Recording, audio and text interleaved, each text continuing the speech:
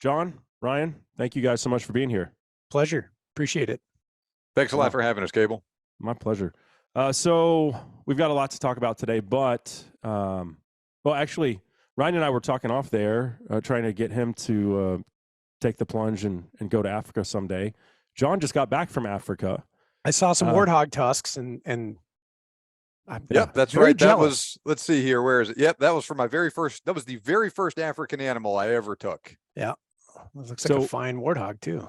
It was a good one. I got real, that was one of those things that he just kind of threw himself out there in front of me, and I didn't know how lucky I was until many years later. Yeah. Yeah. Awesome.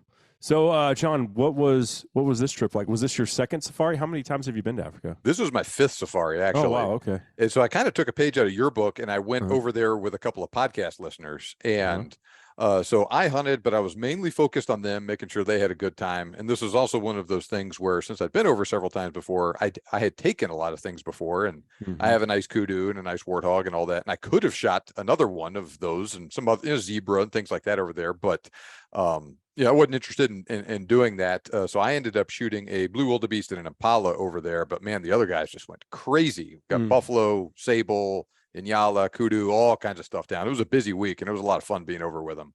Yeah. Yeah. Okay. So I knew you'd been. I didn't realize you'd been 5 times. I think I just wrapped up my 6th trip with 7 and 8 already on the books for the next 2 years. Ooh, there you go. Yeah. But same thing. Like, I was doing blue diker hunt, with dogs. And we did 2 days of bird hunting, which people don't typically go to Africa to do that. But some different stuff. Meanwhile, 2 of the guys that went with me, Ryan and Daniel, they'd never been, and they just went nuts. I think they shot 12 animals or something. Yeah. And it's so cool to see your buddies experience what you did, on your first safari, wide-eyed, and just the world is your oyster. And I'll never get tired of going to Africa, but like you've shot a bunch of the species already. So now a lot of those I'm going back and trying to get them with a bow at this point, change it up a little bit. But yeah, what part of South Africa were you in? So I was in Limpopo. Okay. And you were in on the East Cape. Oh, East Cape. Okay. Got it. All right. Yeah. So Ryan, we got to get you over there someday, man. It's you guys, between the 2 of you, 13 years or 13 trips to Africa. And I'm over here or 10 or whatever. Okay, I've never been. So well, you like to shoot stuff, and it's a target-rich environment. So I do. Yeah. Spiral horned antelopes. I'm absolutely fascinated by them. And I can't even remember when that fascination started. It was a pretty young lad. And I think it was probably the first time I saw a picture of a bushbuck, and I was like, okay, that thing looks like it crawled out of some mythical world, and it's got a face on it that's just interesting, and I want them all.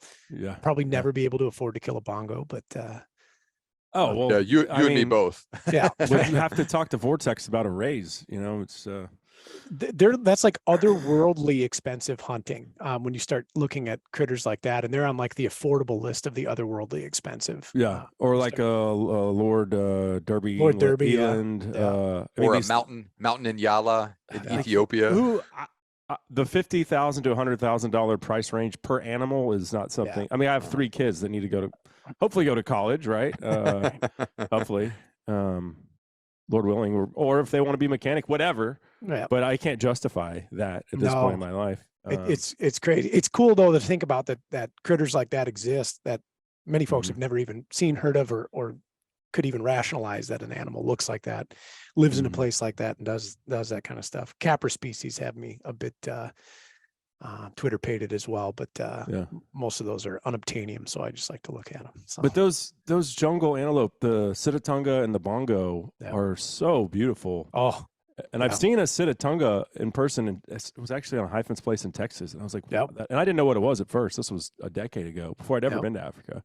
But you're talking about going to the Congo, or I think for those mountain Inyala, John, where do you have to go? Ethiopia or something? Ethiopia is the only place where you can hunt them. Yeah. Yeah. So you're going to deeper, more remote, unexplored. Everything's explored at this point in time, but just less inhabited parts of Africa. Yeah. Which is that's something I would like to do at some point in my life, is like go to Tanzania or some Zambia. Something like that. But the reason why I'd want to go there is to hunt a leopard, which again puts me in that that price range of looking at my kids, be like, sorry. Hey, So, you only live once. yeah. I had to So, do it. Ryan, what is your favorite thing to hunt? Oh man, it's really tough. I got introduced to the West in about 2007 with mule deer and pronghorn, and have become innately fascinated with them. The regions they inhabit, chasing them. I'm nuts about them. But I'll say the same thing about like wild turkeys, and like if I die and there's a heaven that I go to, like, and if I can pick whatever I do for the rest of eternity, I'm very juxtaposed between pronghorn, mule deer, wild turkeys. I used to be an obsessive waterfowler before I really got hard into big game. Did a lot of that. Do a bit of upland hunting now after about a decade-long hiatus. Ruffed grouse, I'm nuts about, but it'd be hard pressed not to want to spend the rest of my days chasing Western species, pronghorn and mule deer. Yeah. Right on. Yeah. And John, what about you? Pronghorn is something that I've really developed a fascination with. I used to live in El Paso, and when I moved out there from Washington State, I had a goal. I wanted to shoot a mule deer, an elk, a pronghorn, and a coos deer and a javelina, all when I was there. And as I got the pronghorn was the second animal in that group that I got, and I was like, man, this was so much fun. I want to do it again. And now I've done it 3 times, and looking for a 4th and 5th time. I want to try and get them in every state that you can hunt them, and all that. They're really cool, fun species to hunt, and they're delicious. They are. And thank you for saying that, because when I started hunting them, so many people were like, man, you don't want to eat those things, those stinky goats. Tastes like sage. Yeah. And at least in my house, anyhow, pronghorn is the first thing to go. And you only get 40, 45 pounds of meat off one if you're like very, very judicious in your trimming. And I've eaten pretty much every cut of a pronghorn like you would a steak. And I prepared them in any manner of ways. And I'm over the moon about them. I grind them. I like pronghorn burger. It's just absolutely fantastic. And I drew an archery tag this year. And then I drew a rifle tag as well. So I've got 2 states. I have 3 total tags. I'm very much so looking forward to getting back out after them. I've shot 2, both in Texas. But I do have pronghorn points in like 4 Western states, which I have enough to draw in probably Wyoming and Montana, maybe Colorado at this point. So yeah, you guys are inspiring me to. The only thing is, it's right around the same time as elk hunting, or within a couple weeks. And being from Texas, to go out of state twice in September, or late August and then September, I got to play my cards right with my better half, who it was dicey when I said I'm going to go to Africa. It's a 12-day commitment, and then come home for 3 days, kiss the kids, and then go to Canada and go bear hunting. But it worked out just because Canada wouldn't let us unclean, unvaccinated folks in for so long, and then they opened up. So that was a hunt that was 3 years in the making, maybe 4, and we took my cameraman, and we're going to put together a little Vortex selects for that one. Oh, cool. So, yeah. What province? We was on Vancouver Island. Oh, very cool. Yeah. So it was a different experience. Beautiful country for sure. Well, what I really wanted to talk about today is, and it stems from a Vortex 10-minute talk on y'all's YouTube channel. It was you and our old friend Mark Boardman, Ryan, and y'all were talking about match ammunition for hunting. Yeah. And so, I've done this. Hornady, one time they would send me stuff for X hunting trip or whatever, and I needed some, I don't remember what caliber it was, but a box showed up, like multiple boxes, 10 boxes, and half of it was match ammunition. And I've never shot competitively. I was like, oh, cool, I'm just going to take this hunting. I never took any really long shots with it that I can recall. I probably never, honestly, even necropsied anything I shot with it. It just, I just treated it like regular old hunting ammunition. Probably not the smartest thing to do. But listening to you guys' conversation was very educational, and I thought, hey, we need to dive into this on the show. So both of you guys have shot animals with match ammunition, I'm assuming? Yeah. So I've never actually shot an animal with match ammunition. It's something I've shot a lot of, but I've never actually hunted with it myself. I've seen it happen, and I've heard a lot of stories of things going right and things going wrong with it, though. Yeah. Okay. I think I've primarily shot. I know I've shot a whitetail with it, and I've shot basically what I was using it for was feral hogs anyway. So I'm not the expert on what it did or didn't do internally. Ryan, I know you've killed animals with it. Yeah, no, a number of them. I would say first and foremost, it's not my primary selection. So I would say firmly seated on the other side of the fence from bullet selection. I prefer, if I'm being very particular, I prefer homogeneous bullet design like a Barnes TTSX or an You're LRX. a copper guy. Yeah, yep, Yeah. through and through. No pun intended, but yeah. So, okay. So how did you get into a situation where you were hunting with match ammunition? Well, which time, I guess, is a good question. So I'm going to talk out of both sides of my mouth on this one. A little bit of backstory about how I came into using the very tough bullets for not very tough critters. The younger version of me made a poor caliber. Well, I'll back up. Not a poor caliber selection, a poor projectile selection for caliber on a whitetail. And this is a northern Minnesota whitetail doe. So this is not like this was a hunt of a lifetime situation. But I shot this doe with a projectile that was, I will just flat out say, not designed for big game, right? But at that point in time in my life, I was subscribing to the theory that I want to dump all the energy in the animal because that's what kills it. And I was also in favor of shooting structure. And again, the young and impressionable mind.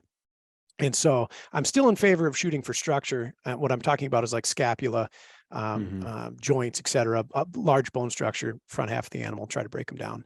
And what I ended up with is abysmal penetration, more or less a single lung collapse, and then a very long and quite honestly, like disgusting recovery. It didn't sit well with me. I'm not particularly fond of killing things despite being an obsessive hunter. And when I do it, I really want to be as ethical as possible. And I came back from that after taking that critter apart and seeing exactly what happened kind of three-dimensionally. And I said, okay, there's a better solution somewhere. I had only recently started hand loading at like a fairly regular level, and started pursuing bullets that were tougher, that were, if I was going to shoot a scapula, I was going to get through that scapula, and then I was going to get through the other scapula if it was in the way of that bullet's path. And ultimately settled on the Barnes TSX, and then a bullet they used to make called the MRX, which is no longer, as like this absolutely fantastic projectile that did everything that I wanted out of it. And then kind of kept that up, and I played with other bullets because things are fascinating to me. And I see a new bullet come out that markets some sort of neat attribute or merit to it, and I think, well, that's cool. I'd like to go test that on a critter and see if it lives up to its hype. And in throughout the years, occasionally I'll have a rifle come up that I didn't have enough time to work up a load with one of these heavier constructed bullets that I favor, or it just didn't shoot it. But I really wanted to take that rifle out. So then I would pursue a projectile that does shoot. And in many instances, these match profile bullets and match grade ammunition shoot famously out of modern rifles. And I still believe that the projectile that shoots most accurately out of your rifle is probably the most ethical to use, barring we're not using like a full metal jacket or something like that, something that doesn't have any expansion at all. Because if I can place the bullet in the right spot with a higher degree of reliability and accuracy, I'm going to end up killing that critter. And so bullets like Hornady's ELDX, I've never shot a Burger at game. I've shot Sierra Match Kings at whitetails, and they work fine. I think I shot a pronghorn with a Sierra Match King as well. Those two bullets in particular as the match profile selection for them. And all those critters that I shot at, deader than a doornail. I cooked them. I ate them. There was not any wild recovery stories. Bullet placement was exactly where it needed to be, and the end result was a dead critter. But I think there's some concessions that we as shooters and outdoorsmen and hunters should make when we're using those projectiles, and namely it's tissue and structure that we have to get through to place a bullet somewhere. I have to be a little bit more selective about my shot angles specifically. Yeah. Okay. Well, we'll talk a little bit more, obviously, about that as we explore this topic. But John, what is you said you haven't shot animals with match ammunition, but you've shot a lot of it. What is your experience with shooting match ammunition? So match ammunition, just like the name, is normally constructed, and everything about that design is based purely to give you the absolute best accuracy that you can get, right? Oftentimes, especially with something, say, like the Hornady ELD match, for instance, it's also designed to have a very, very high ballistic coefficient, so very aerodynamic bullet. And so everything about that means, like I said, it is optimized for that. That doesn't mean that it is going to be bad on game, but that means, since they are optimizing it for high BC and for accuracy, that they're not putting other factors into it or other features into it that are going to deliver the sort of terminal performance that you'd expect out of a hunting bullet. And it was really for that reason that we have bullets like the ELDX and the Federal Terminal Ascent and whatnot now. Because, say, 10 years ago, thereabouts, when quote unquote long range shooting started becoming more popular, the original guys doing that were all doing it with target bullets. And when it worked great. And when it didn't, it didn't. But they had, that's really all they had. If you wanted to shoot an elk at 800 yards, you had to use a match bullet, because that was the only thing accurate enough to really give you consistent performance where you could hit something out that far. Mm-hmm. And sometimes it worked and sometimes it didn't. And so for that reason, you started seeing the bullet companies make bullets like the ELDX and the Nosler Akubon long range and things like that, that were giving you many of those same benefits that the match bullets did, but were also designed to give you better terminal performance on game. And so everything that you do to one of those bullets to inhibit expansion in one way or another, it's just one more thing that you got to do. And it's not to say that those bullets can't be accurate, because they can be, man, the ELDX in particular, right? But since you're trying to do two things at once, that means you're not as good at one of them as you would be if you were just focusing on that one. So over the aggregate, say 1 million ELDX rounds, they're going to be probably more accurate than 1 million, ELD match rounds are going to be more accurate than 1 million ELD X rounds, like that. And so what that really means is, normally a match bullet is, say, take the ELD match I keep talking about here. It is a very, very thin jacket, and it has a real sleek profile. That's something I learned on, listening to the 10-minute talk. I had no idea that you could, slim down the jacket casing and somehow increase performance accuracy.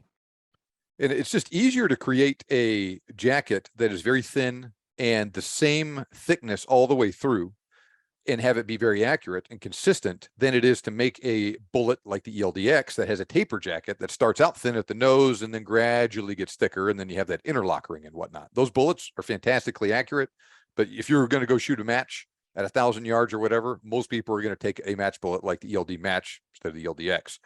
And so for that reason, though, if you're dealing with a real thinly jacketed bullet like that doesn't have any other expansion inhibiting features like that taper jacket or an interlock ring or a partition or a bonded core or something like that, that means you can run into issues sometimes where you have dramatic expansion, and that comes at the expense of penetration, like Ryan talked about earlier.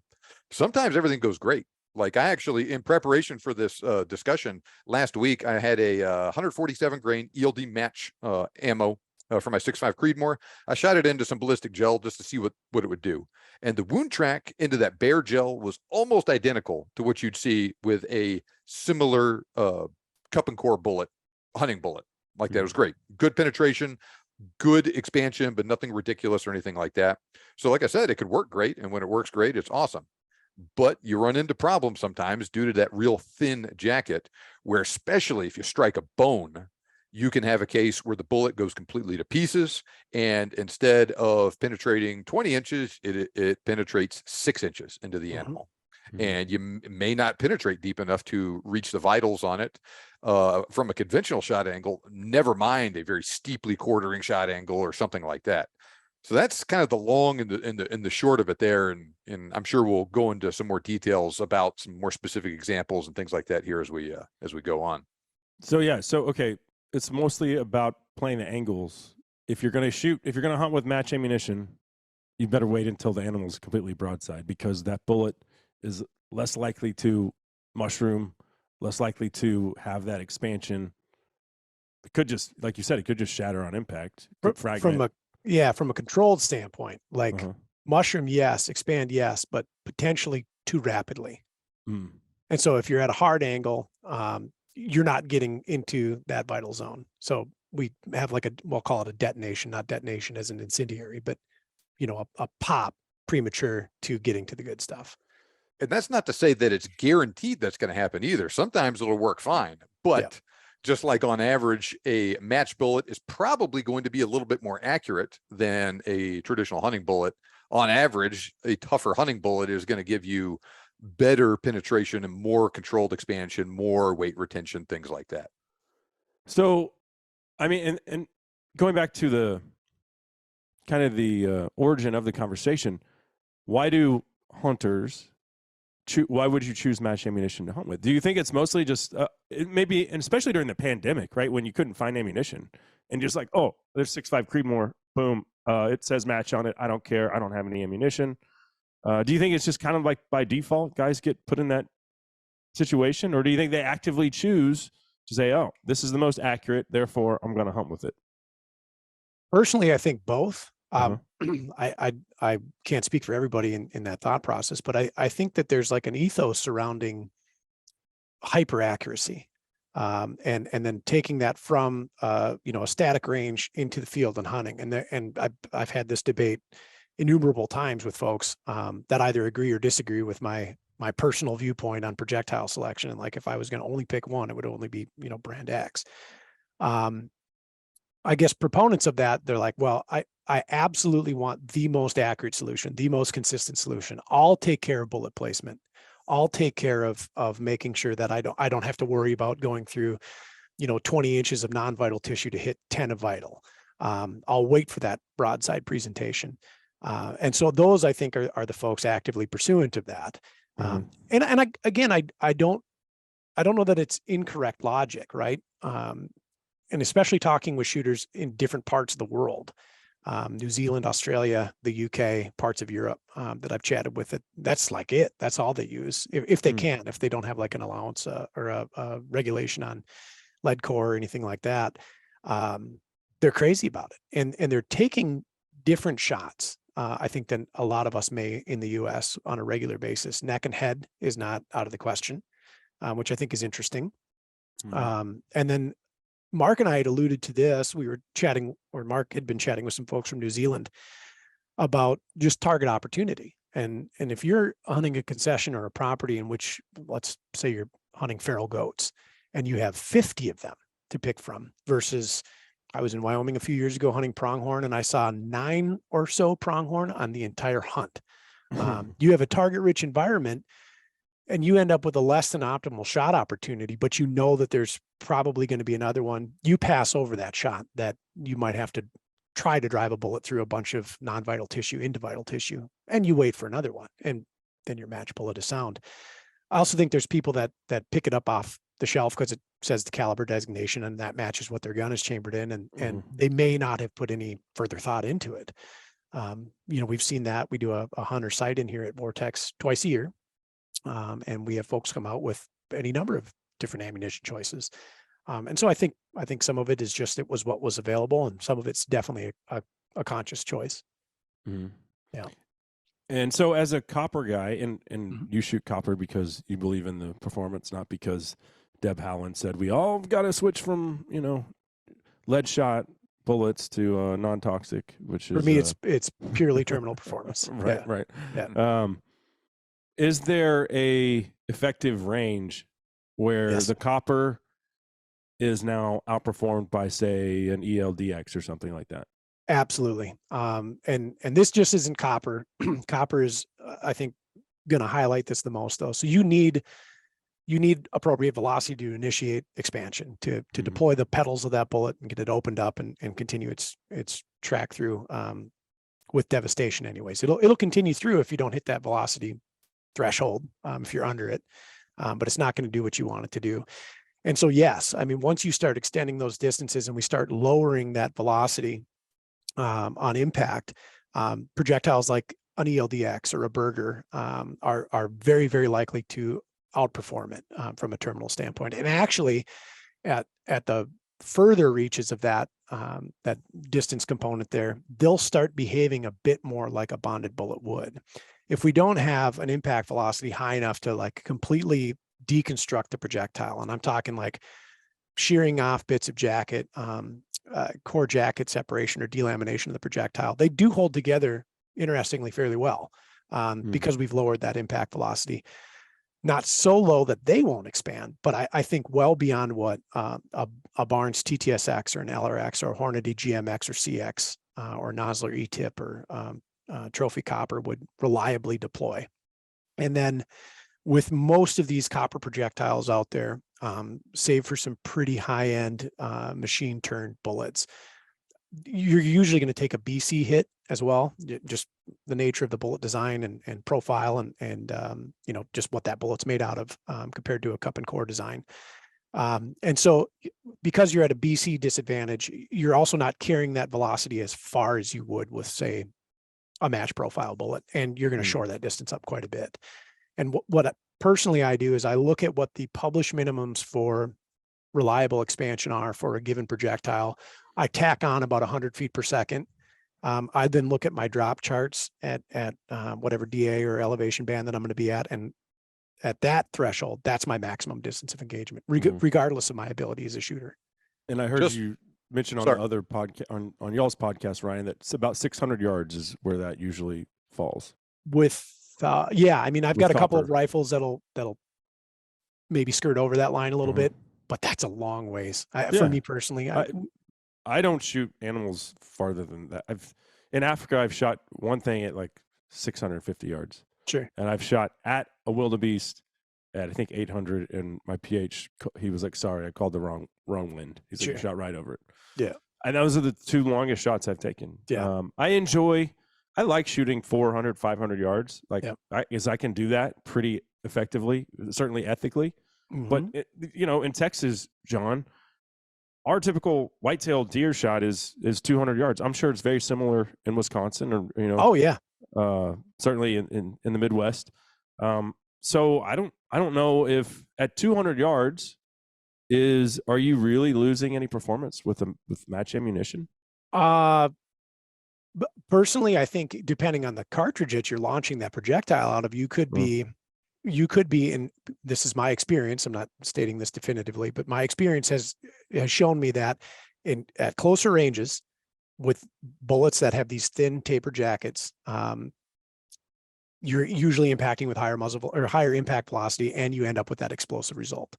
My most fantastic necropsy to date, 6.5-06, Ackley improved, so it's a pretty high step in cartridge. It was pushing 140 class bullet at 3150 from the muzzle with a 199 yard frontal shot on a pronghorn.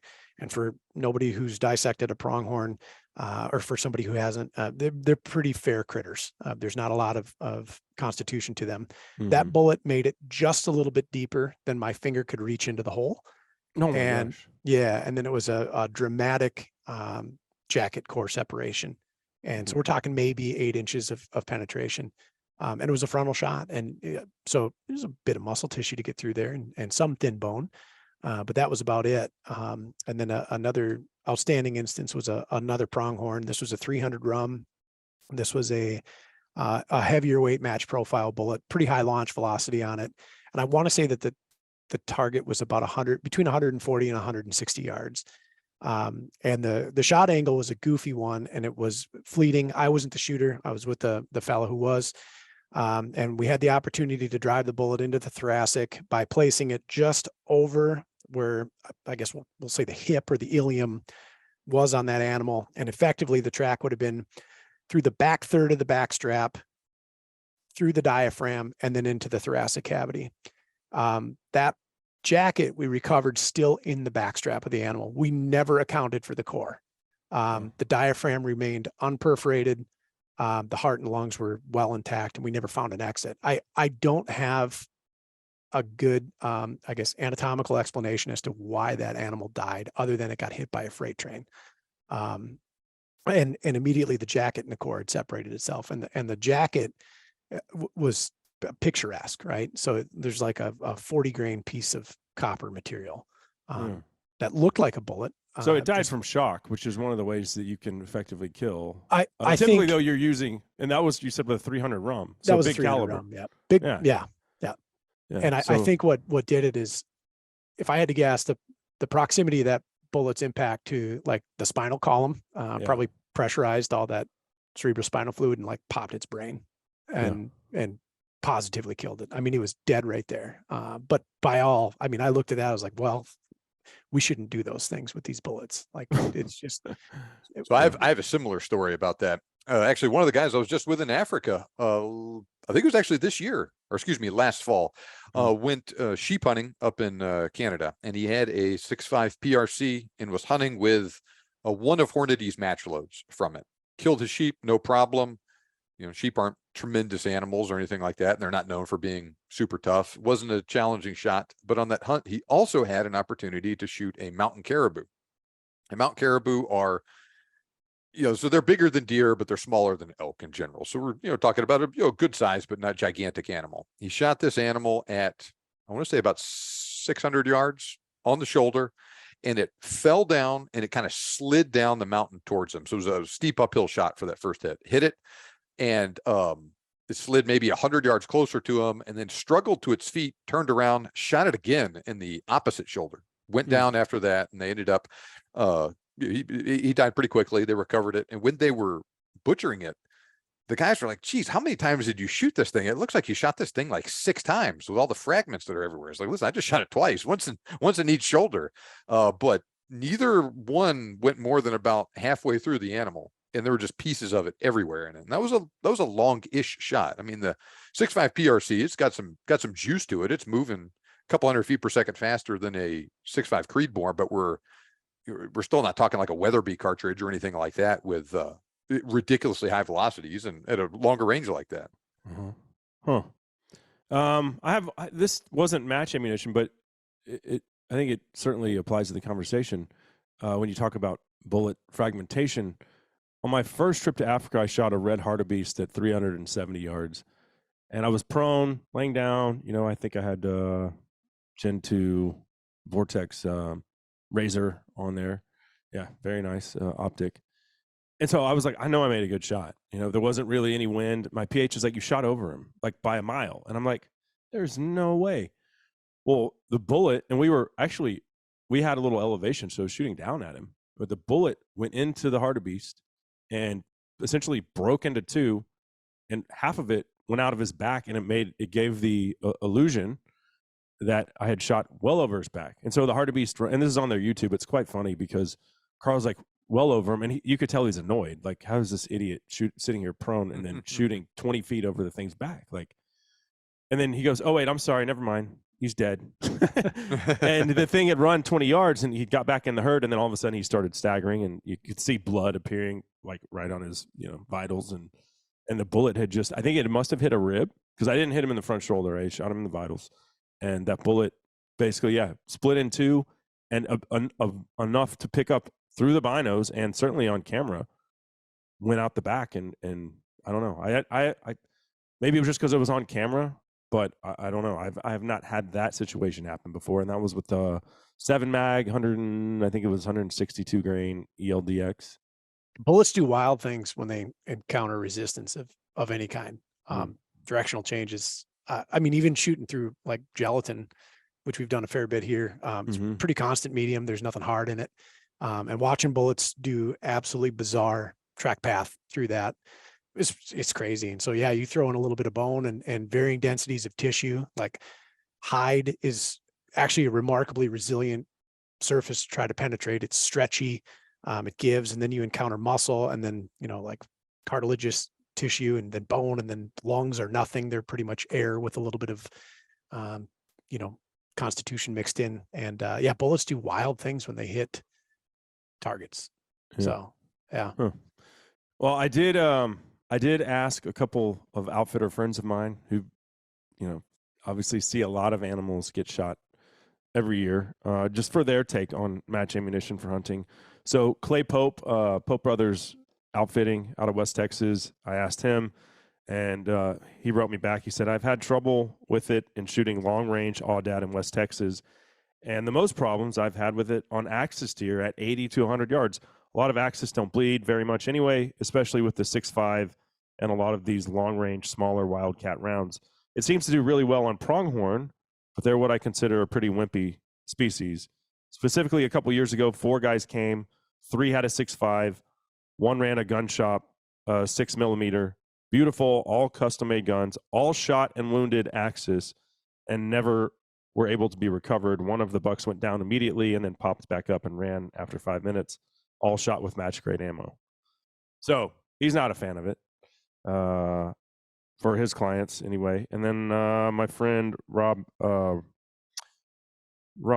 from Sierra Mesa Whitetail Ranch, I asked him as well. And Rob said, seems like a waste of money. Most shots in Texas are 75 to 100 yards.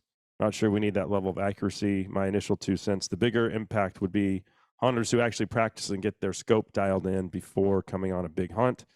He said, we experience, and I know that there's people in Africa that have done the same thing. My PA just told me. He said, we experience lots of hunters who show up with a borrowed rifle and a new scope they just popped on, or someone who just buys new ammo for the heck of it, not really knowing what they're buying. So his take is people, sadly, that sucks to hear about our own community, that we don't put that time and effort into becoming proficient with our weapon. But I think that is the reality, unfortunately. That's a really good point. And often, like right now, you go buy just a regular gun at a Cabela's or whatever, put a low end Vortex scope on it, not dog on a Vortex or anything, but you have to spend a lot of money to get a good scope, and then just buy some regular off the shelf hunting factory ammo. You can probably get pretty darn good accuracy these days, much better than say my grandfather was able to get with the same combination of stuff. And it's not unusual to get 1 MOA accuracy with just kind of factory stock, nothing special stuff. And you can improve on that. And say you take, say my, I have a Bergara hunting rifle that I shot a pronghorn with last year, Hornady precision hunter ammo, right at 1 MOA performance with it. Nothing, this wasn't a real high-end rifle or anything like that. Worked great. What more do you get by going with match ammo that may shoot 3/4 MOA or half MOA or something like that? You're going to have a gigantic step up in improvement from one, just sighting in your scope appropriately and doing a little bit of practice at the range to get you from say a 5 or a 6 MOA shooter down to a 1 or a 2 under good conditions like that. And at the same time, 1 or 2 MOA is plenty accurate for most people's hunting situations, right? At 200 yards, 2 MOA is still a 4-inch group. You do everything right that's still more than twice as accurate as you really need to ethically kill a deer or a pronghorn at that range. You take a tiny bit more accuracy, what does it really give you if it's taken away from things on the terminal performance side? That's not to say that shot placement isn't important, because it is. It's extremely important. It's the most important thing. But if you are getting a tiny bit better accuracy for more substantial decreases in your terminal performance, then I think you're coming out behind in the long run with that. It's a difficult thing because we look at rifle performance a lot of times like 2-dimensionally. We see a group on paper or we read a chronograph result and we see these things and like that is what inspires us from a confidence standpoint. Like, oh well, it shoots X sub MOA, right? Without understanding maybe a little bit deeper into what happens when a projectile encounters soft tissue and how does that projectile behave. And again, I think a lot of this is, as you guys had mentioned earlier, like the long range shooting craze that has come up has inspired a lot of this. And we're seeing, and I get it all the time. I mentioned wide and open that I shoot Barnes projectiles for just about everything. Like the first load that I'm going to try in a rifle for hunting is going to be a Barnes bullet, unless it's like a black powder cartridge rifle or it's shooting a 54 caliber round ball. I'm very likely to be shooting a Barnes, and folks be like, why would you subjugate yourself to that kind of hamstring shooting such a low BC projectile? And I've heard they don't shoot good or something like that. And again, we can't just look at this 2-dimensionally, look at what we see on paper, what we see on a chronograph or whatever. That is not, in my opinion, what makes a lethal terminal package, because I do think that you have a lot more concessions with that match profile bullet, potentially anyways, while you're in the field, than you would even a modest hunting projectile, something with like a bonded cord and jacket, right? And, you know, looking back at shot opportunities, I've been very fortunate that I've pretty much gotten 1 or 2 Western trips a year for about the past decade and a half. And so I've had an opportunity to shoot a decent pile of pronghorn and a decent pile of mule deer and a handful of Western whitetails. And when I first started doing this, so in 2007 was when I started hunting the West, I was 18 years old. And I was positive that it was going to be 800 yards or more. And so I had a rifle commissioned. I got a 300 Weatherby built. The first thing I took with it was a pronghorn at like 87 yards.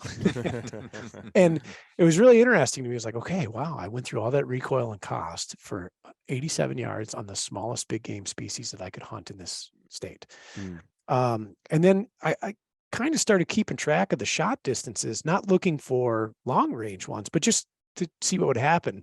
And over the course of like 30 head of game, it's like 275 yards. I mean, the opportunity is not necessarily there for me and the places that I hunt or the species that I hunt or even my style of hunting to be presented with shots that would warrant my use of a projectile like that. That's not the reason that I don't use them exclusively or otherwise, but it just doesn't happen that often. I killed a mule deer this year at 114 yards. Open ground. I mean, I would have had, when I found him, he was at 1,009 for my position. I would never even dream about taking the shot, but I got to 114 on him. And if I could have gotten to 104, that'd have been great. I'd have done that too. But the opportunity to let that rifle, you know, free and breathe, it just doesn't come up that often. And so I'm also not upset or dissuaded or feeling that I am hindered in performance by shooting a projectile that is tougher, but has a lower BC or not as slippery a profile. I don't feel like I'm losing anything. I'm also kind of a realist in my abilities, right? 500 or 600 yards is an astronomical distance in the field. A lot can happen when your time of flight is a third to a half a second or 3/4 of a second, depending on what you're shooting. An animal takes a step, a wind direction change, wind value change, and all of a sudden we have what we think is a really good shot opportunity turn rotten very quickly. And I've had that happen too. My worst recovery to date was a pronghorn. So here again, 100, 110 pounds with a 300 Weatherby. And it was a misread on wind. And it was at 501 yards. And I regret every single minute of that experience. Right. And, you know, no bullet design in the world could have changed that outcome. I killed it and recovered it, but it was just rotten. And that was with a very high stepping rifle. In not that great a distance relative to its capability, and a little bit of breeze took me off target just enough to turn what would have been a rock solid impact into an absolutely rotten one. So, you know, I think a lot of it then comes down to understanding your limitations as a shooter. Assigning, you know, match profile to your ammunition does not automatically add 200 to 300 yards to your capability.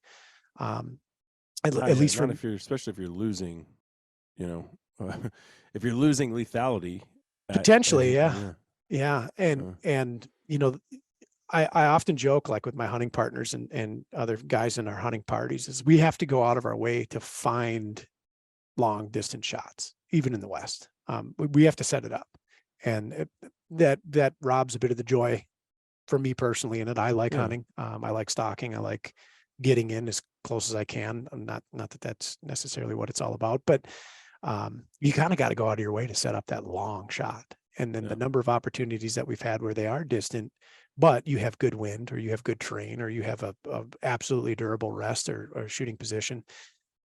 It's infrequent at best. And so it's not my thing, but I do respect the guys that put in the time to, you know, that are effective at 800, 900 yards. It seems crazy to me.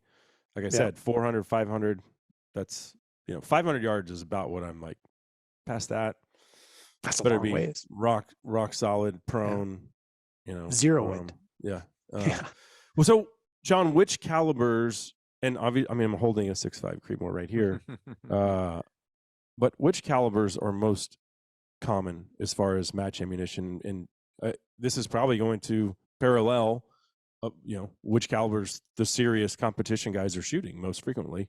Mm-hmm. So a lot of the really popular just cartridges in general, you're going to find match ammo for it as well, right? Started out with like the 308. Federal, has made 308 ammo in their gold medal line with the Sierra Match King bullet for a long time, and they still do. And then that just kind of applies to almost everything else that you can ever think that someone would have shot competitively with, and some other things too. So I mean, you look at Federal or Nosler or Hornady's line of match ammo, it's going to have a lot of the usual suspects in it, to include the 6.5 Creedmoor, all the PRC cartridges, 308, 30-06, 300 Win Mag, et cetera, et cetera. Now, interestingly, you bring up the 6.5 Creedmoor. I think one of the reasons why that cartridge might have, there's many reasons why that cartridge has a bad reputation in some circles, but people using I've never shot anything other than feral hogs and coyotes with it. I've never taken this cartridge big game hunting. And the reason why is because, well, I have a 270. I have a 300 Win Mag. I don't think you can kill a white-tailed 2 dead. People are like, why did you shoot the buck with the 300 Win Mag through both front shoulders? I'm like, because he died right there, Mm-hmm. That's why. And I like watching him die right there. It makes me happy to see he didn't suffer, and then I don't have to track him. But I think part of the reason why that cartridge got such a bad reputation was there were a lot of people to start out with that were taking shots at way too long a range with it and hunting with match ammo with it too. Mm-hmm. And using like an 800-yard shot on a Rocky Mountain elk. Yeah, like, with probably not the best idea. With a match bullet.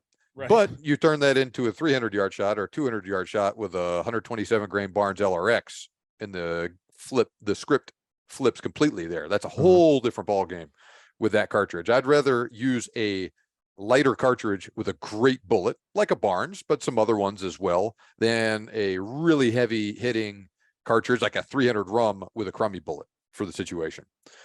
Mm-hmm. We talk a lot about shot placement, and we talk a lot about different situations. And I think people in their mind, when they're visualizing things, they're looking at things under sort of ideal situations, right?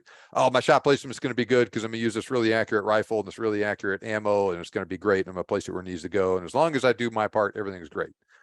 We live in the real world though, right?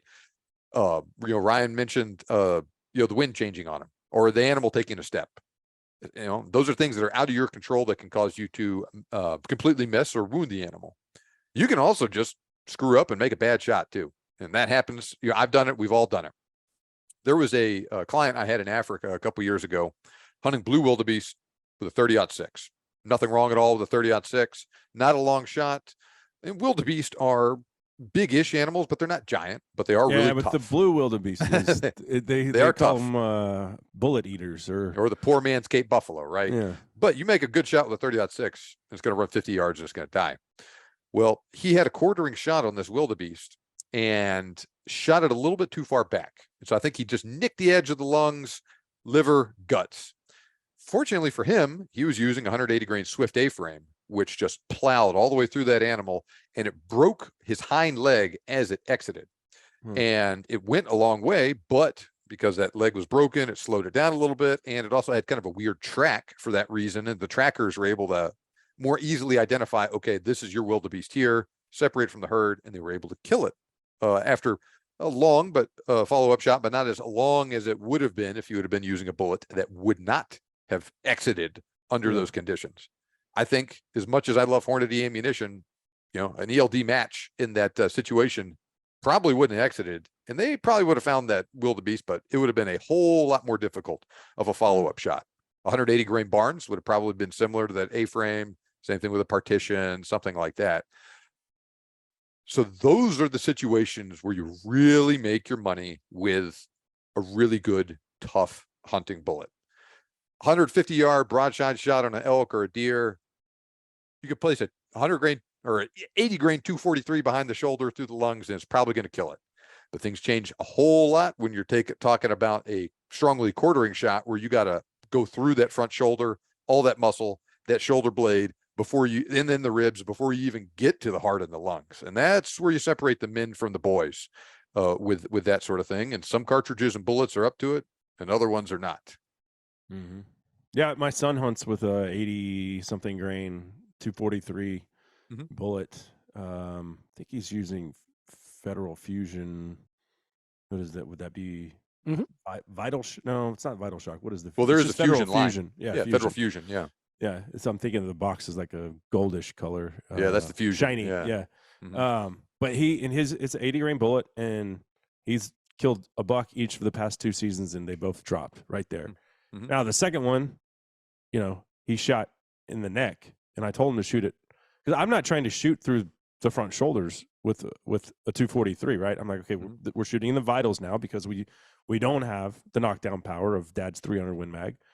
So I'm like, okay, Henry, he's broadside, put it right behind his front shoulder, like we talked about. Boom, buck drops, which I'm like, well, that doesn't really make sense, right? Like a vital shot, that thing's going to run, not far, but he's going to run. We get up there. I'm like, hey, great shot. He died right here. Perfect. Where'd you shoot him? He goes, right behind the shoulder, like you told me to. There's a huge hole in the damn deer's neck. Like, he got buck fever. And I was like, well, okay, this is buck fever. And sometimes it's better to be lucky than good. The point is the deer is dead right here. So congratulations, and obviously very proud of him. But yeah, it was one of those things where he learned like real quick. I shot perfectly on the range, and then now I'm applying it to a hunting situation, and the bullet did not go where I was trying to put it. So right. How do we learn from this as a 10-year-old? More practice, more experience. Yeah. And that is also a good example too. Not necessarily this example, but the fact that we make bad shots sometimes is also, I think, a reason why I would rather have something that provides more than enough performance for the situation that I'm hunting on, as opposed to using something that's barely adequate when everything is perfect. So I'm going to show you something here. So this is part of a feral hog shoulder blade. I shot it, so the bottom part of it is gone, but you can see just generally how big it is. This is an elk shoulder blade. I mean, it is so much bigger. Yeah. At the bottom here, it's super thick. I mean, this thing is almost as thick as my son's wrist. And if a bullet had to go through that, that's asking a lot of it there. And I tried to put a 100 grain broadhead through an elk shoulder at 63 yards one time. Didn't work. Yeah. Got no penetration. That elk ran off laughing at me with just a little more than a flesh wound. Like we found the arrow. It was like 2 inches of penetration. It was a joke to him. And that's the longest shot I've taken with the bow on a big game animal. Probably wouldn't do it again. Well, I say that, but the next season I'd upped my arrow significantly as far as the weight and went to 125 grain broadhead, so that if I did make, the wind pushed it 3 or 4 inches forward, maybe I could break that shoulder. But yeah, that's a big piece of bone that you're trying to get through, John. It is. And then you got the ribs behind it. And depending on the angle, you're shooting through a bunch of muscle and then the hide and all of that. That's very different from a situation where it's hitting behind the shoulder and sneaking in between 2 ribs and hitting the lungs like that, where you have very little penetration is necessary in that situation.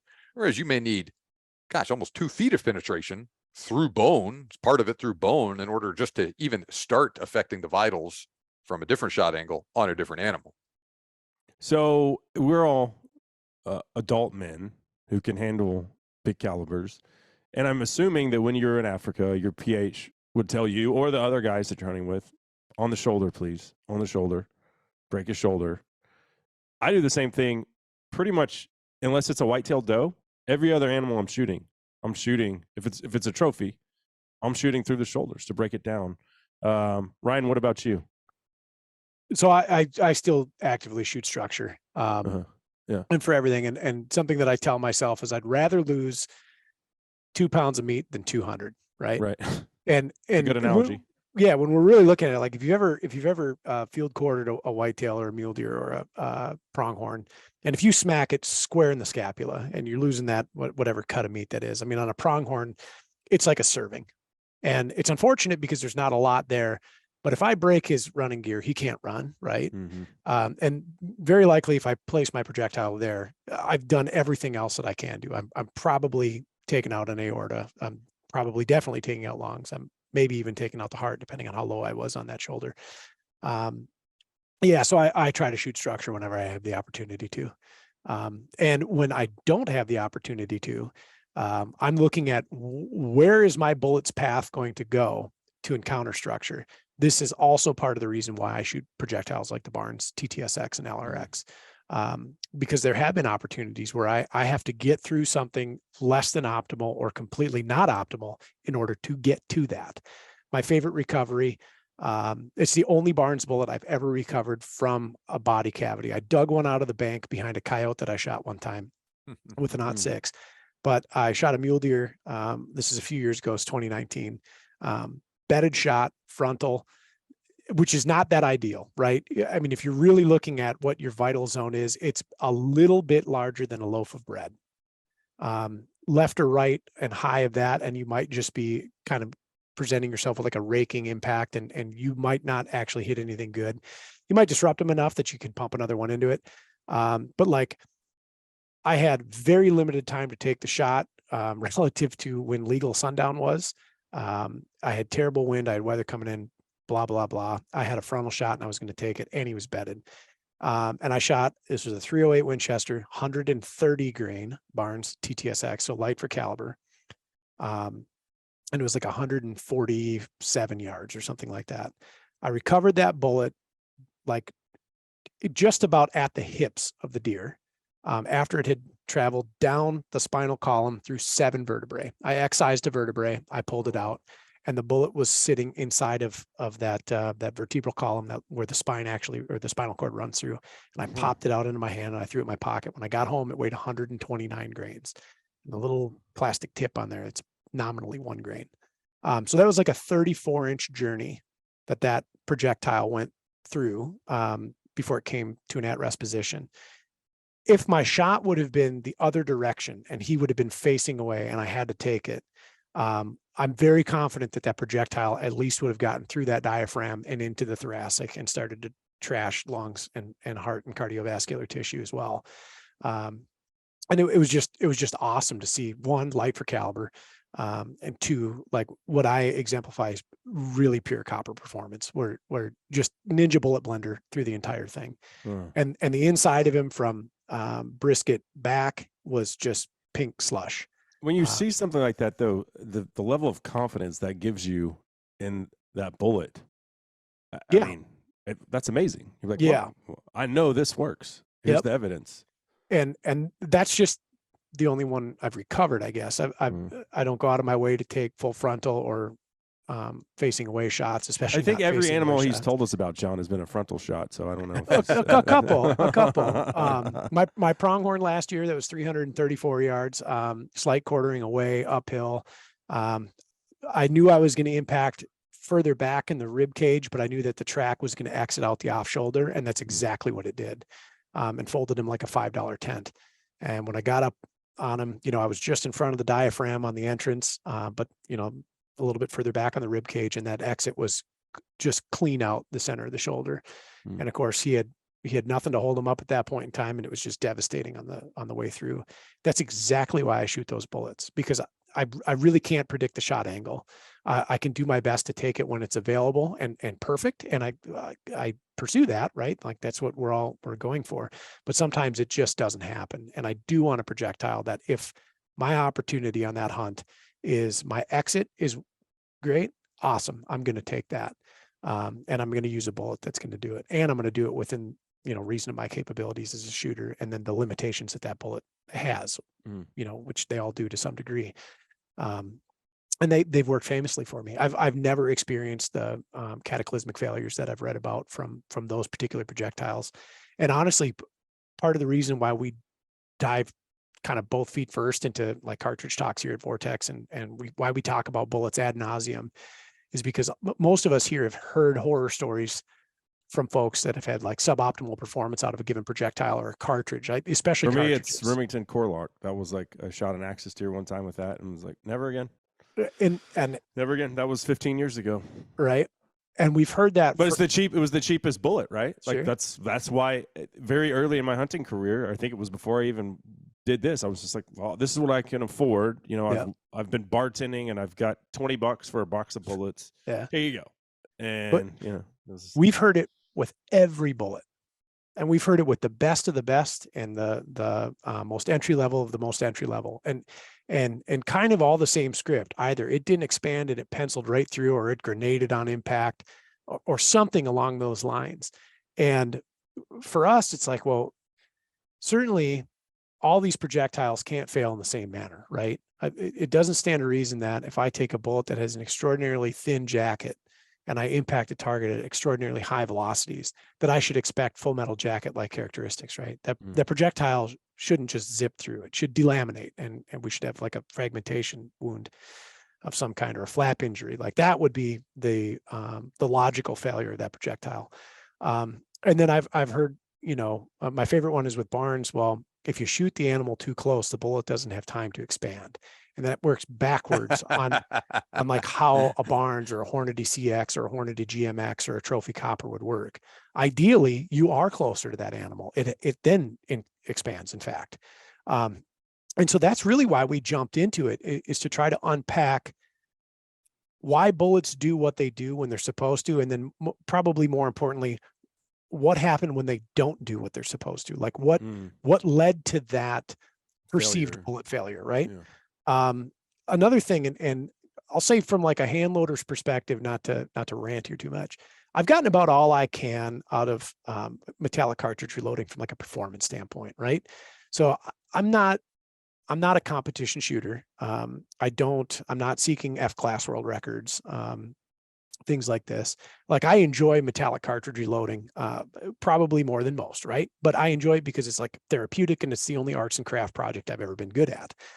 And I've gotten to a point in my personal ability in which I know I can get good, reliable, and consistent ammunition out of the projectiles that I like to shoot and the cartridges that I like to shoot them in.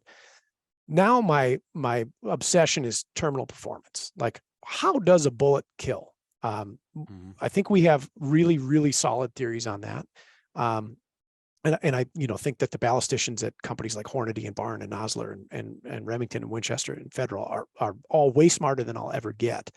But when I still hear these stories about projectile X, Y, or Z failing with failure mode A, B, or C, and it's throughout all of them, there has to be something more to it. And something that I've been paying attention to is the animal's condition of alert at the time of shot. My longest recovery to date is 193 yards on a whitetail. It's the biggest whitetail I've ever killed too. I shot that deer at 32 yards with a 50 caliber muzzleloader. Wow. And I punched it right behind the shoulders. And I actually thought I lost that deer because like 60 yards from the impact site, I'm doing circles and I'm on like my hands and knees in the snow. No blood, nothing. I can see where he was standing when I shot. I could see where he jumped and where he landed and where he ran. And I followed these tracks literally on my hands and knees, not a drop of blood. And I sat back down on my tree there. I was sitting on a little stool, and I'm like, okay, mathematically impossible that I missed that shot. Like, I have a peep sight, I have a front sight, and I had nothing but thoracic cavity. Like, it just doesn't make sense that I missed that shot. And so I started looking a little bit further and a little bit further and a little bit further. And I got to like 66 yards. And all of a sudden I just see like the faintest essence of blood in the snow. Like if you dipped your fingers in a glass and you just kind of misted it and it landed there. And I thought, okay. So I keep going and I keep going and I keep going. And then at about 170 yards from impact site, I started seeing meaningful blood. I'm like, boy, I really goofed this up. And then there he was at 193 yards. And that last 20 yards, it looked like you just took 2 5-gallon buckets and painted the woods, right? And I thought, well, that's odd. I take them apart, and I have a picture of me holding the lung somewhere. And like right where the trachea branches off into the bronchial tubes that lead into the lungs, there's like a 50 caliber hole through that thing. I mean, by every textbook definition, that deer should have made it 30 yards and completely expired. Why didn't he? There's blood all over the place at the recovery site and hardly anything up into that. His body cavity was effectively empty and everything looked exactly perfect. And so I go back into this thing and I was like, well, what happened here? And when he had come out, he was pursuant to 2 does, and my rifle was on shooting sticks facing left. I had anticipated this deer coming from my left. He came from my right, and he's very close. And now I have like a very finite amount of time to get that rifle from here to here, engage and shoot. And so in the time that I grabbed my rifle, slowly cocked my hammer and swung over, he caught my motion or sound and he leapt up in the air, landed, and looked right at me. And so now he's on high alert, and he's adrenaline filled. This is all assumption, of course. He's adrenaline filled and like ready to bolt. And then I drop the hammer on him, and off he takes. And after that, it was interesting hunting with either myself or my hunting partners, animals that knew that they were being pursued or knew that the jig was up, so to speak, reacted differently unless they were hit in central nervous system tissue, or unless they were hit in like both shoulders and we broke down their ability to move. If they were hit heart and lung and it wasn't absolutely, totally and absolutely incapacitating to the internal structure of that animal, they'd often make it further. And then sometimes when they were relaxed and you get a behind the shoulder shot in the lungs, they just fold. And it was like, well, what is the difference here? And I think that animal's condition of alert also has a lot to do with their reaction on the impact. And so that's something that I'm trying to take pretty diligent notes of while doing necropsies and while looking at internal damage. And I'm finding that bullets aside, cartridge aside, an animal that's alert oftentimes reacts very differently than an animal that isn't. And that might cause somebody to say, well, that bullet is absolute junk because that thing made it 110 yards after I shot it and then piled up dead. Well, there was a lot that went into that prior to that bullet impacting that target. What was that prey animal's like psychological condition at that point in time? And was he charged in prime for a run? Or was he lackadaisical and unaware of anything that was around him, and all of a sudden gets hit by 2,000, foot-pounds of energy and a hot rod of lightning running through him? It definitely seems to make a difference, or at least my observation is that it does. And I think that a lot of people deeming a bullet failure might be encountering something like that. It might be on the second shot, it might be on the third shot, or that animal might have just, been running like wild because it heard them open the box blind window up or something like that and paused briefly enough for a shot. So more to come on that, I guess. I need a few more targets of opportunity to really. That's interesting that you say that, because I shot a buck this past year. Yeah. With a 300 Win Mag, and I shot him when he was on high alert. I don't know if the wind shifted. I mean, he was 150 yards away, walking away from the feeder. I never had a shot until he was there when the sun came up. So I'm waiting, for legal shooting time. And now he's walking away, and I think he either heard the window go up or the wind shifted, but now his head is up. And I shot him and killed him, but he ran like 250 yards. And it took, 2 hours to find him. It was really thick, but he didn't bleed a lot either. Would you have looked at that impact site and been like, oh, it's a rotten shot? Or was everything else by your regular criteria like, oh, that doesn't make sense? I felt like I made a good shot, right? Yeah.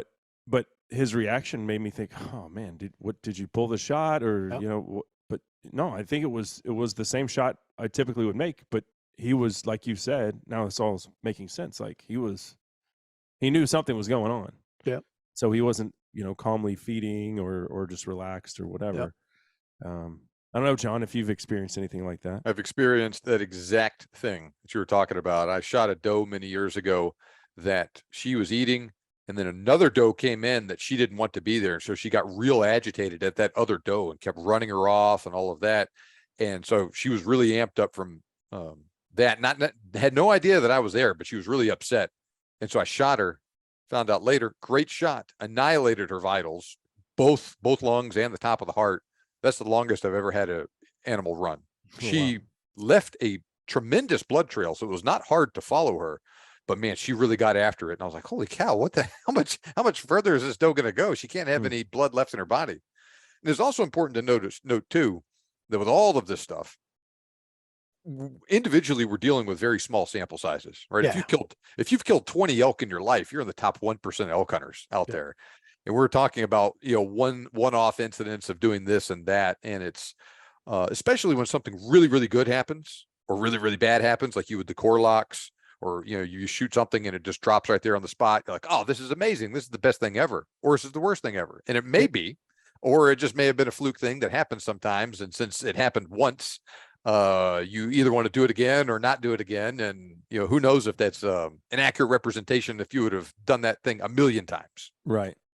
That's a good point to bring up. I also, I did shoot what you said about this doe that you shot made me think of a doe that I shot. And I was in a pop-up, and I had put out some like Big and J or something. And so this doe feeds in, there's like 2 of them, and she starts blowing. I'm like, you little bitch, now I'm going to have to kill you. But she walked off, and she came back. She's like, something's not right. I think the pop-up's close. It was like 25 yards away. And she blows again. And I'm like, okay, now I'm going to shoot you. And I did, but she was on high alert. Perfect shot right through the vitals. And she took off. And I'm like, I know I smoked her. No blood for like 80 yards, none. Jeez. And then it was like what you said, Ryan, about that whitetail buck that you shot with your muzzleloader.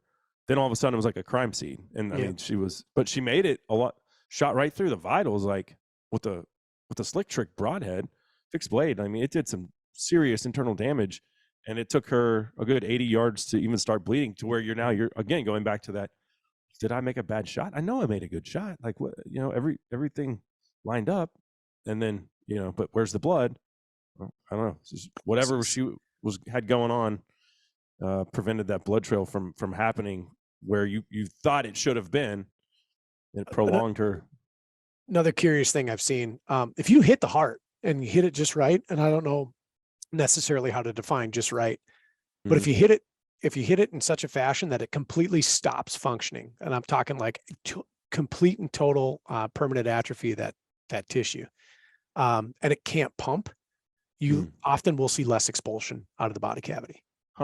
And I think that's something that we should look at too, or try to understand a little bit better. If I damage the thing that makes the stuff fling out the sides, and it can't do that, we're reliant on that cavity filling up, getting to that entry or exit hole, and then spilling out. Versus like if you hit an artery and the musculature of the heart is still intact and it's still firing, you're going to get this dramatic spray out both sides, right? And if we've seen that before, it's like, well, holy buckets, like we can follow this in the dark. Yeah. But if you smash that thing and it just, there's physically nothing there to push blood, and what do you have to expel it from the body cavity, short of like the lungs being intact and filling up and like creating a pressure situation in which you can pump it out. But it's always a fascinating thing, like what happens at impact and then just after, that results in either a spectacular recovery or a lot of anxiety until you're fortunate enough to walk up on it, right? How many animals do you think get lost where the hunter made a perfectly fine shot, and I'll give you one more example as we're kind of wrapping things up here. The first elk I ever killed with a bow, New Mexico, 11,000 feet, call it in by myself. This Texan, it's like, oh, I can do this. And I make a shot. He's quartering slightly towards me at like 18 yards. Yeah. I'm kneeling down, I shoot, and I know that I hit the elk. He turns and he runs, and I can't find my arrow, and I can't find any blood. I'm pretty confident I've made a lethal shot. I call my buddy on the satellite phone. He's up at camp because he ate some of those green chilies, the hatch green chilies that New Mexico is famous for. I told him not to do it, but he ate it at the last place we ate before we went into the mountain. So he has wiped his butt raw, and he's like, on day 3, he's like, I can't hunt today. He's like, I can't move. My butt hurts too much. I'm like, okay, well, I'm going to go. You stay here. So anyway, I call him. He's like, I'll be right there. So he, it takes him about an hour and a half, 2 hours to get down to me. And I'm on hands and knees, can't find any blood. And sometimes it takes another set of eyes. He's like, well, this looks like where a hurt animal's track would have been right here. He's going to run downhill. We ended up finding the elk, probably less than 100 yards from where I shot him. Very close. And he didn't bleed at all. But what had happened was I had hit his liver, and that arrow had gone through body cavity and then hit femoral artery in the back leg, but no exit. So the arrow's like just almost sticking out. Like if it would have gone through, there'd have been blood everywhere. But the animal's body cavity filled up with blood. He expired very, very quickly. He's probably dead within minutes. But I wonder how many hunters lose animals where you've made that kill shot. It's a good shot, but the freak thing happens and there's no blood, and you're second guessing, or you don't find the animal. I'm certain it's more than less, right? But an undefinable. Like, I'm not saying that I wrote that whitetail off, but I had to sit down and really, really think about my life for a while there. Like, how I was in the depths of despair. Yes. Like, my buddy was the one that recovered it, right? Yeah. But, yeah. And you know, I look at that and cutting that thing apart. It's like, oh, everything was perfect. Like, I guess I didn't goof up, but it just didn't do what my expectation was, right? Yeah. And I went on to, you know, kill probably 4 or 5 more critters with that exact muzzleloader, that exact projectile, and had completely different results, right? And not dissimilar shot placements and not dissimilar opportunities at the shot, and like yielded something dramatically different. Yeah. So yeah, I'm certain a lot. I'm certain. I guess the moral there is just when you think you've looked enough, just look a little bit more. Yes, look a little bit more. 6 yards more. Yeah. 6 yards. There was a thing that made the rounds of the internet maybe 20 years ago. I wouldn't call it a scientific study, but it was some information that a hunting club, I think in South Carolina, put out after a couple years of hunting. And they said, basically, anytime anyone ever shot at a deer, they kept kind of detailed records of what the guy used, how far the deer was away, what he shot it with, where they shot it, how far it went, blah, blah, blah. And I want to say that they said like 15 to 20% of all the deer that they'd shot over the course of a couple of years gave zero indication that they were hit when they ran off. And almost all those deer, they ended up recovering. If they couldn't do it themselves, they'd bring in a dog and get it, something like that. And I think it was maybe less than 5% of deer that were shot at were either missed or excuse me, all the less than 5% of the deer that they shot and hit, they lost. But it was some of them that had some kind of long tracking jobs like that there was no blood up until the deer was lying there and they needed a dog to find it. Well, the dog makes all the difference. One more question for you, John. And I mean, you've seen the dogs work in Africa. It's awesome. And in Texas, you know, we have these blue lacies, also great tracking dogs. I've never had to use one on a deer that I've shot personally, but I've seen them working in the South Texas brush, recovering a deer for another guy. Pretty cool. But on your recent trip, what caliber did you shoot your blue wildebeest? Because Carl, my PH, refers to them as lead-eating sons of bitches. They are tough animals. Yeah, so I shot him with the 7 PRC. Okay. And so we shot 3 between us. One guy shot his with a 300 Win Mag, 200 grain terminal ascent. No big deal. Ran 50 yards, no problem. I shot mine with 160 grain CX out of my 7 PRC. He dropped to the shot, but I had a weird shot angle on him. His rear was facing straight towards me, and he was eating and didn't look like he was going to move. And we had just minutes left of shooting light, 70 yards away, and he turned back to look at me. And so I shot him in the neck. And so he dropped right there. It's the only situation I would have taken that shot in. But at the same time, maybe within 5 minutes of me shooting that blue wildebeest, the other guy that was out there with us also shot a blue wildebeest, hit it straight through the vitals with a 270 grain TSX from a 375 Ruger.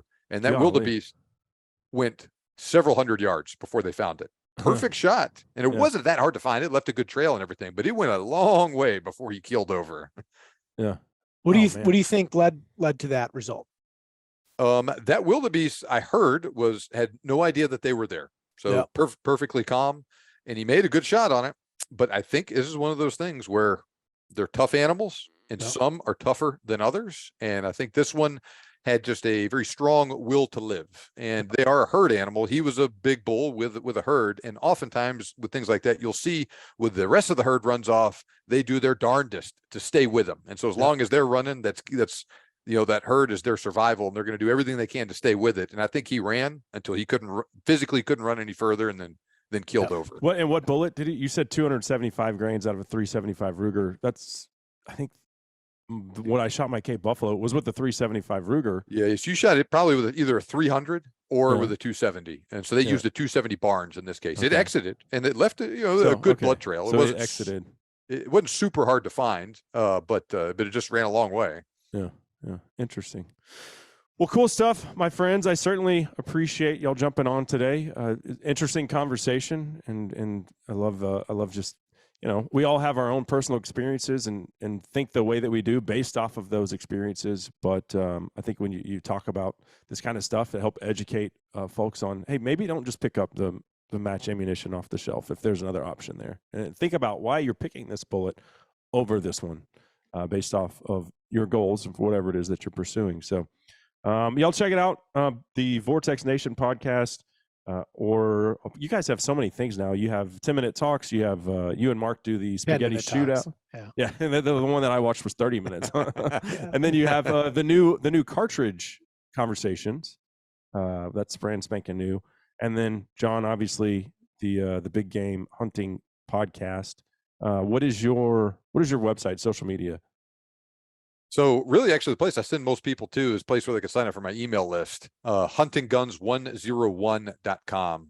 Sign up there, get a free ebook on hunting cartridges, and then you get the emails I send out every weekday where I talk about stuff like this in them all of the time. Very interesting things. I get emails from people saying that, man, I look forward to 5:55 p.m. Central Time every day when I get your email.